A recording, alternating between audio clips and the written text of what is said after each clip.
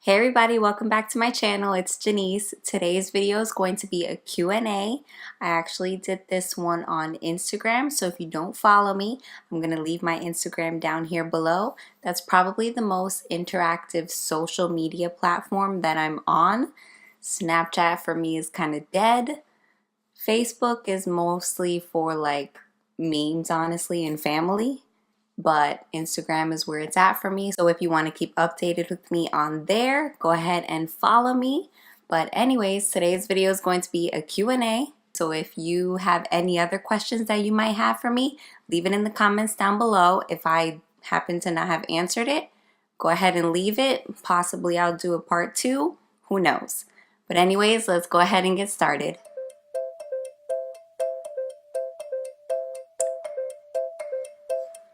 My back is hurting. So I have all of the questions here on my phone. I wasn't going to go through everybody's DMs because that was going to take up way too much time.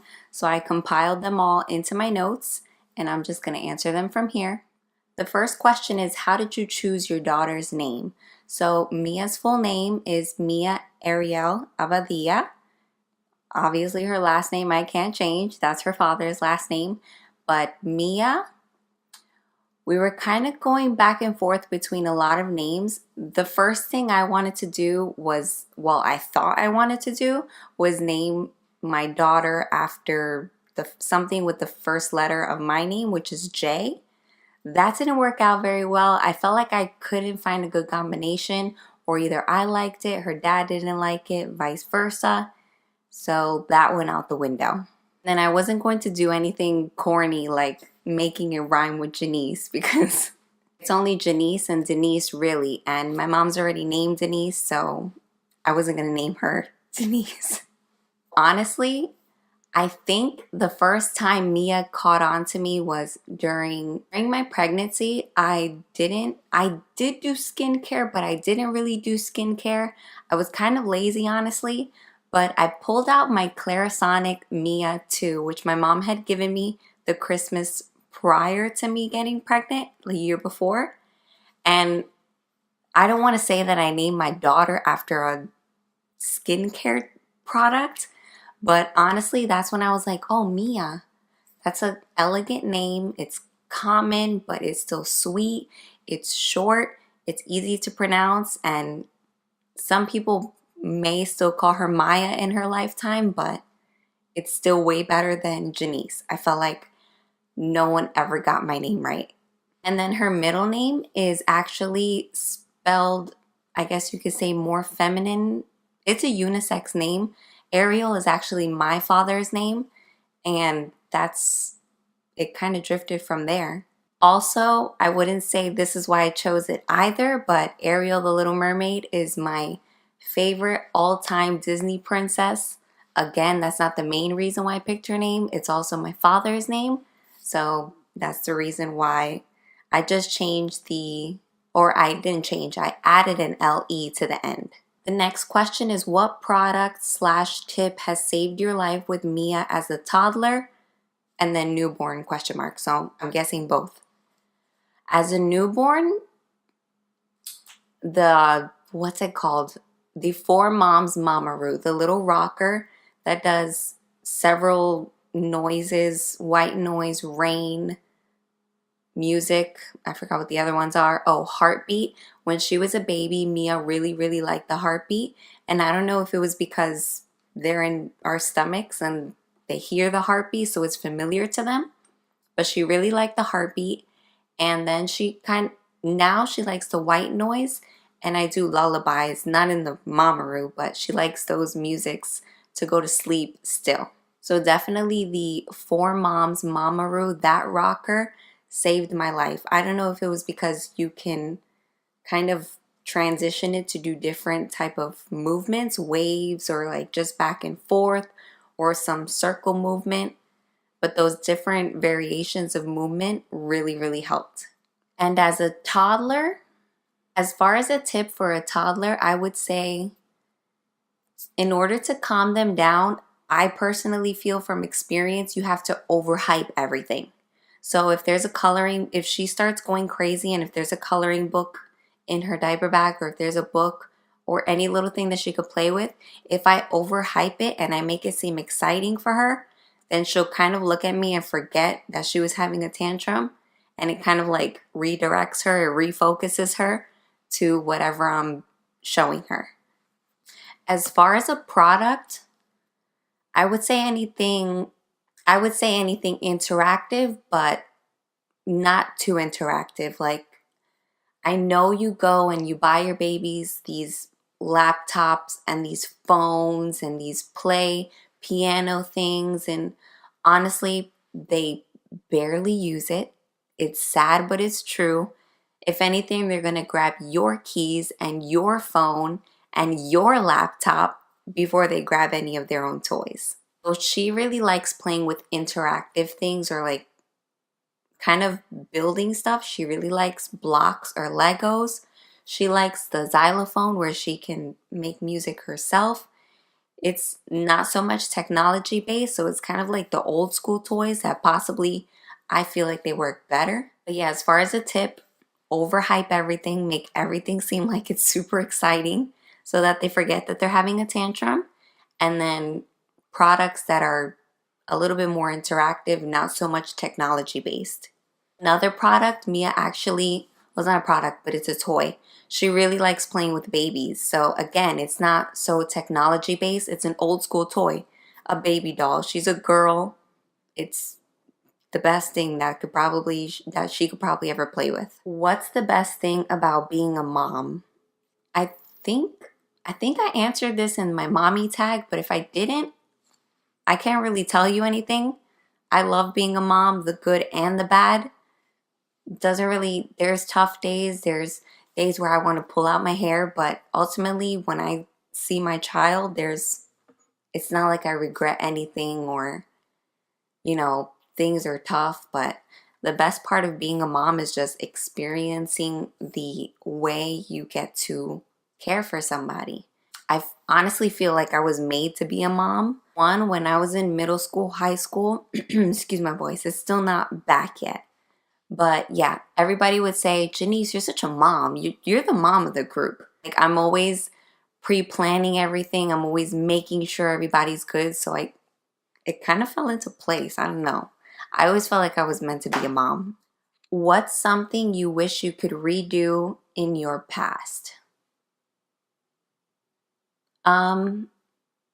I can't really think of anything in specific.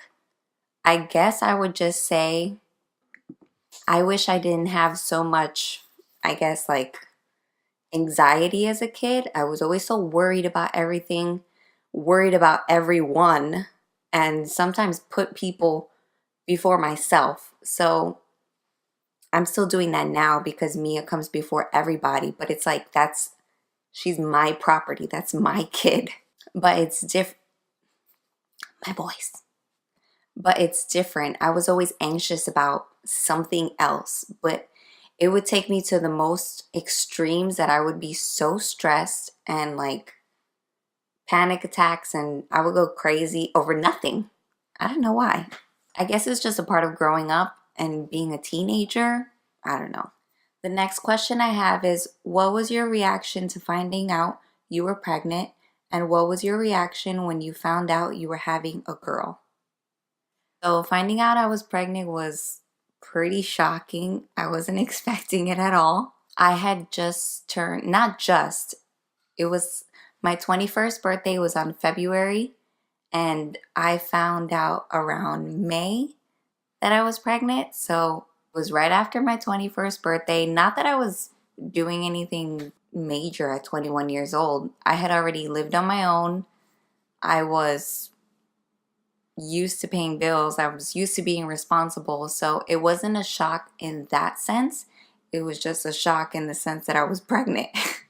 Finding out I was having a girl was probably like the best. Not that I'm against boys, but I'm a girly girl myself. So having a girl was like, that was a match made in heaven. I was super excited. I actually had a gender reveal.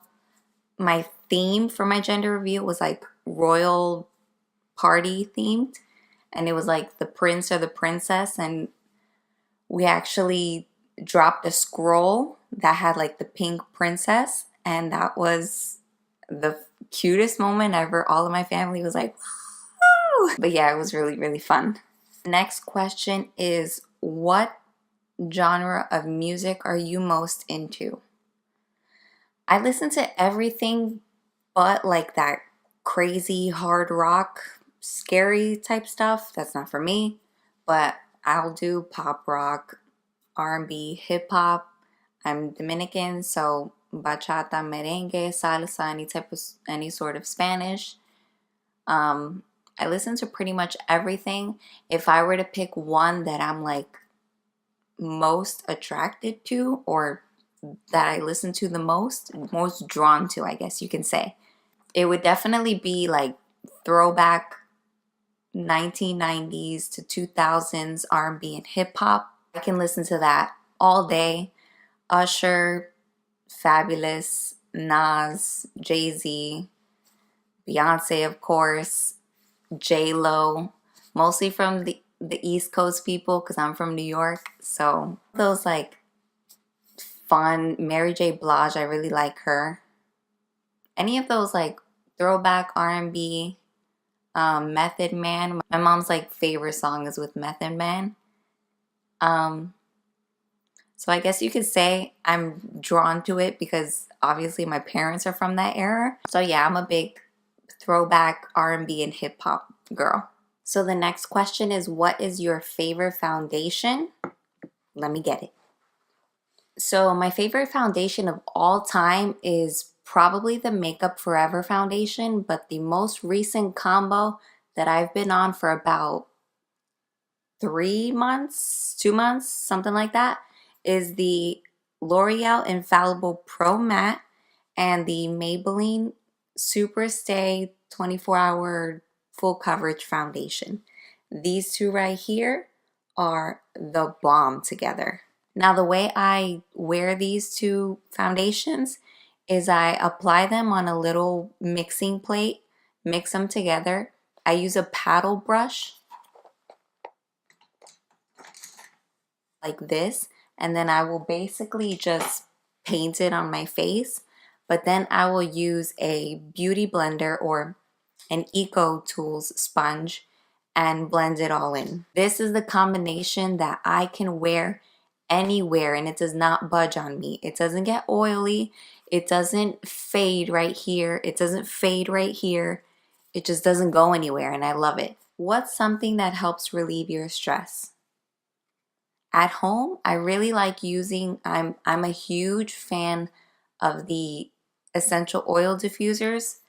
I have one of them in the kitchen, one of them in my bedroom. And those things, I use them for everything. It's not just stress, it's just, I like, one, the smells of it. I like how it can make the environment relaxing for me.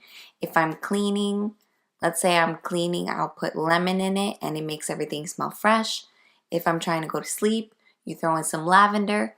If you're not feeling good and you're feeling congestion, you can run it through some eucalyptus mint.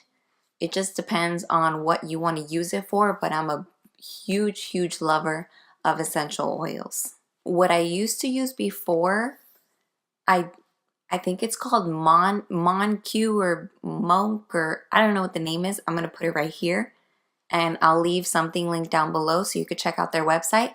I used to use those essential oiled like portable pens. It's not like a smoker or anything like that. I don't smoke, not into that. But this is basically like a portable essential oil diffuser. You do inhale it, but everything is natural. The ones that I used were Zen, Happy, and I think Sleepy, but I kind of didn't find the point of the Sleepy one because when I want to go to bed, I want to lay down. I'm going to turn on the essential oil diffuser and I just want to close my eyes and smell it, not so much and keep inhaling it, I guess, until I get tired. I did stop using those after I found out that I was pregnant because you're not supposed to use those as well as when you're pregnant or when you're breastfeeding. You're not supposed to use them, but I really like them and it actually just reminded me to go get some more. Now the last one is, it says, oh Oh my girl. It says, oh my God, girl, I need advice. I have like 100 stretch marks. Please help with creams and oils. I don't think I used any creams. The only oil I was 100% consistent with throughout my pregnancy was the bio oil. It was like a little orange tube. I'll link it somewhere down below so you can see. But that's basically all I did. When I mean religiously, it was like I would take it wherever I went, lather it on if I felt itchy.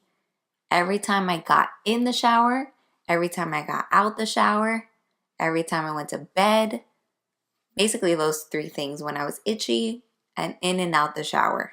And honestly, stretch marks are honestly, I think they're hereditary, but everybody's different. Some people get more, some people get less.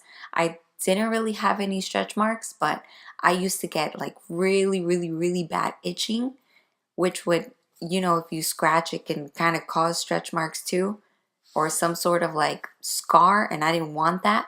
So I used the bio oil until that thing was gone. Okay, so those are all the questions I had. This was actually pretty fun. Go ahead and like this video, subscribe if you haven't already, and I'm going to see you guys in my next one. Bye!